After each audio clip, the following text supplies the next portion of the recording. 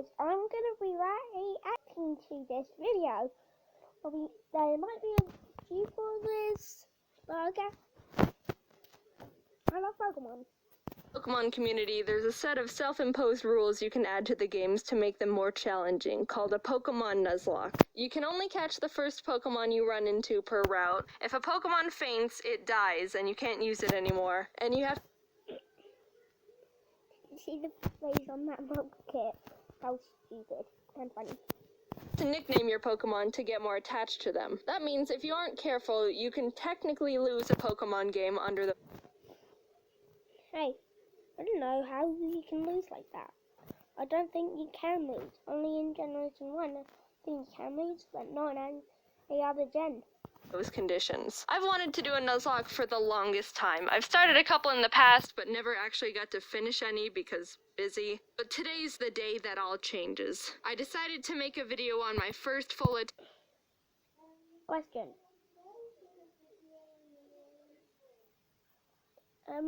My sister's here. I have no idea why.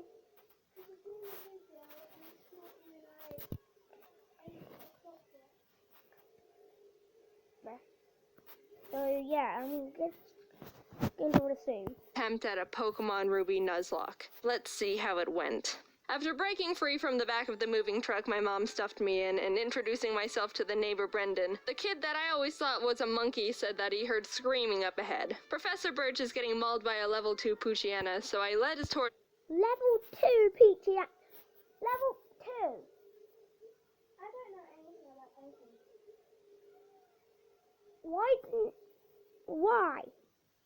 Torchic out, and she scratches the crap out of it. He gifts me Torchic for rescuing him, and I name her Teriyaki, my first Pokemon. Walking up the route more, I run into Brendan, who challenges me to a battle, where Teriyaki proceeds to also scratch the crap out of his Mudkip. Good job, Teriyaki. You're 2 for 2. Doing great. Professor...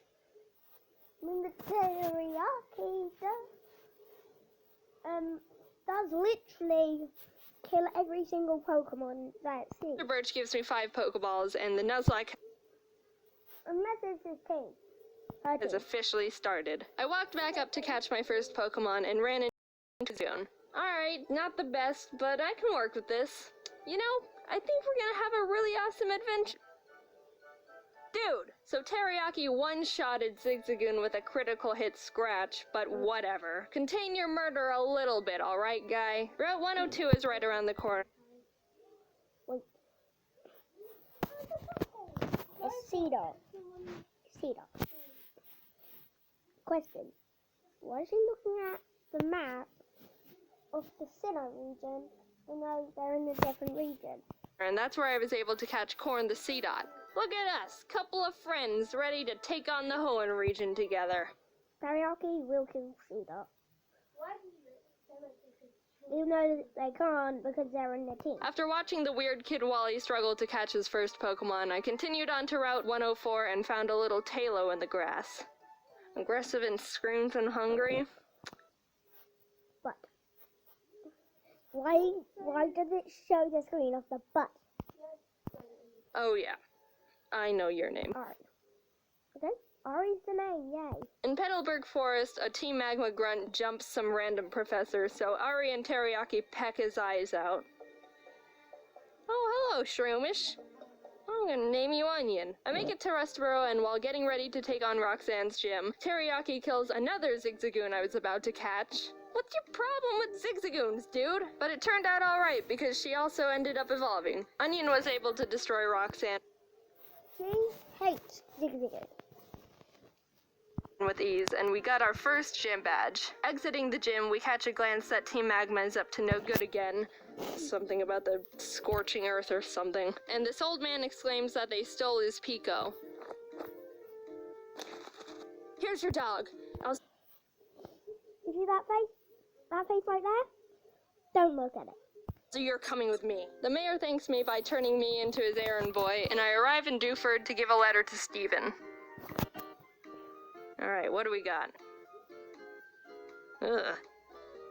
Okay, Chomps. After finding Steven, it was time to take on Brawly, the next gym leader. Ari's a stone-cold killer and easily earned MVP in that fight. Things were going well, 2 badges in, and the team is looking good. On my way to the next city, I caught a tentacle on the beach. Squidward. And after beating Team Magma and Brendan again in Slateport, it was time again to get ready for the gym battle with Watson. But as I was fighting some trainers, Chomps the Mawile got electrocuted a bit too hard and was killed. Jaden, let's battle. I want to show you how strong I am. Okay. Ari, this is an electric gym. You're not allowed to fight in here, so you can just wait outside. While battling the gym trainers, Onion evolved into Breloom, and together with Teriyaki, they were able to get another victory. Now we were riding high. 3 gym badges in and no main casualties. With our massive confidence, we decided to take on the Win Straight family's challenge of beating all their family members. I had Squidward out front to get him some experience, but we ran into some troubles with Grandma. Oh god, it's gonna do a high jump kick. We can take him out, but I need a clean switch first.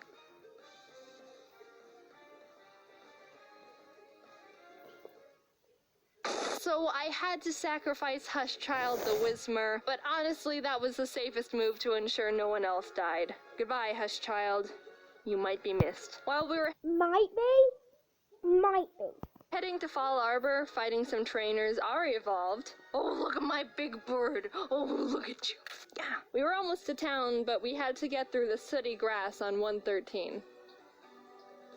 Oh, jeez. Alright, Barf, get in there with the rest of them. I walked into Meteor Falls to see Team Aqua and Team Magma arguing about water and rocks. Can I go?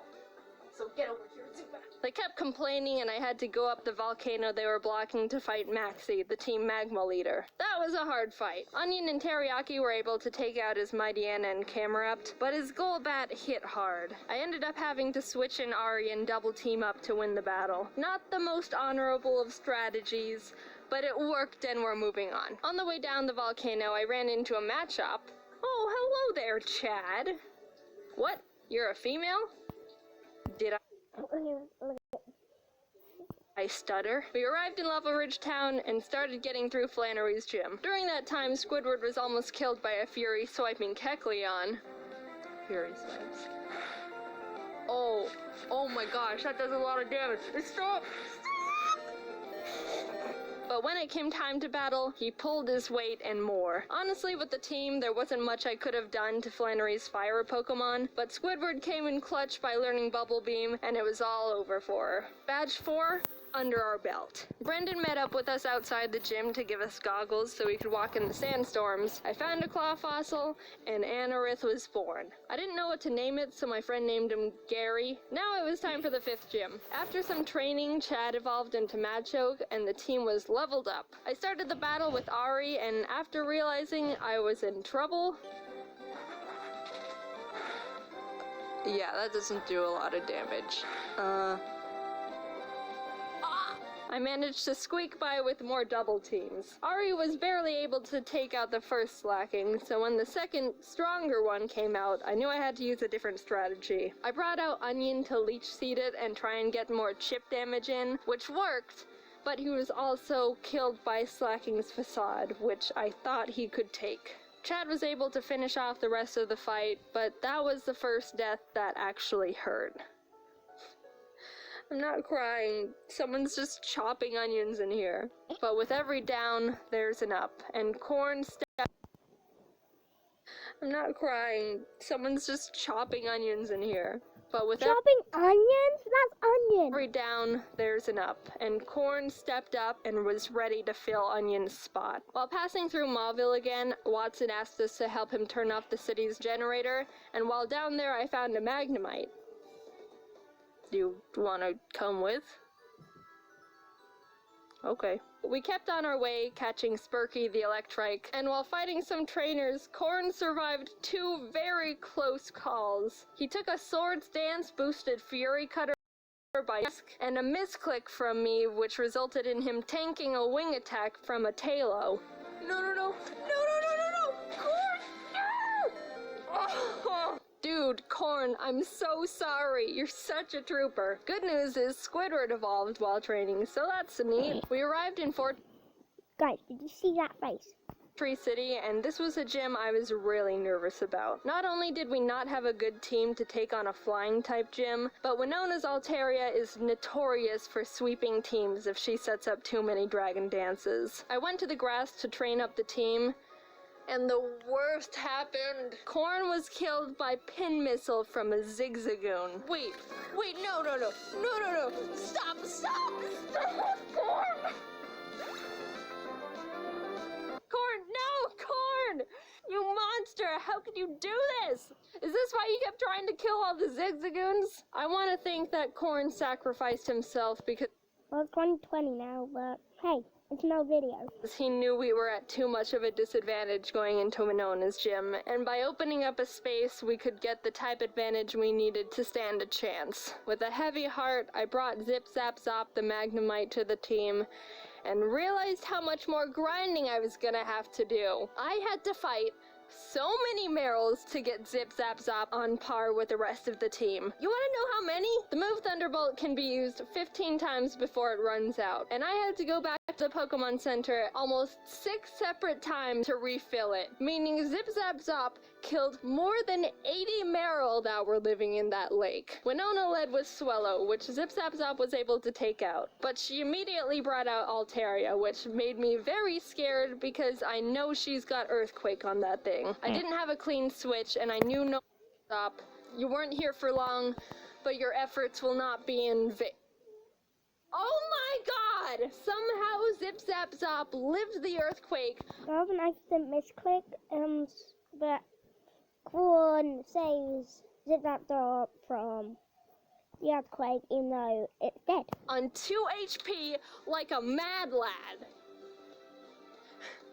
Corn must have been looking down on us for that one, because there was definitely a 90% chance Zip Zap Zop was supposed to die there. With that string of luck, I was able to switch Ari in for Zip Zap Zop to predict another earthquake, and started chipping away at the Altaria, which was not gonna be easy. She was already starting to stack up those dragon dances, which make her moves even more powerful, and I was legitimately sweating. But with what little luck we had left, Winona got greedy and tried to get in that last dragon dance, and that's when Ari was able to swoop in and snipe that kill. If that Altaria would have decided to attack at any point, she would have one-shotted anyone and everyone on my team. Thank you, Corn. You shined your photosynthesis onto us. From there, I was able to heal up Zip Zap Zop and sweep the rest of her team. The 6th gym badge was ours. Outside the Safari Zone, I found a Duskull I was able to catch. I tried to have Gary on the team since resurrecting him from the dirt, but he honestly has like no moves that do damage, so I decided to replace him with Sin. We arrived in Lily Cove and I tried fishing on the beach for a Pokemon, but Chad punched the Whalmer I reeled up too hard and killed it. We stormed Team Magma's base, and while trying to get the Master Ball they've got on the ground, an Electrode exploded and almost killed Chad, which was uncalled for. After beating their admin, they escaped into a submarine, and I went on to fight the next gym. Tate and Liza were the first double battle gym leaders, and I didn't realize until too late that I was just a tad underleveled for them. They don't have any more than 2 Pokemon, so I think we should be okay. 42?!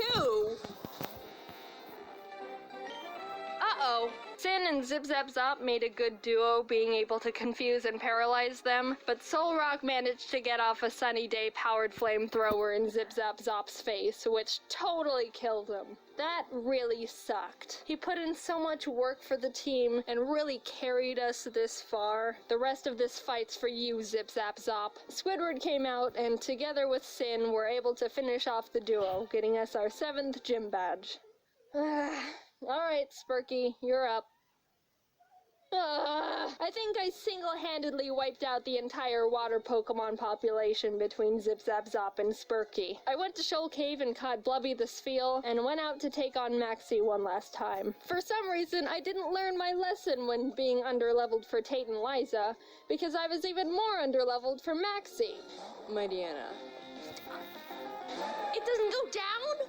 This fight was rough. Chad was able to take out his Mightyena, but I resorted to Squidward when his Crobat came out, and luck wasn't on my side here because Squidward was killed by a high roll wing attack. The way Pokemon works is there's a small... Maxie was able to... for Squidward. Ari came in and took out the Crobat and lived on 1 HP when hit by Camerupt's Rock Slide. Rock Slide. Seriously. It's not even effective. It's a ground type move. It was a tough battle, but we squeaked by. Barely.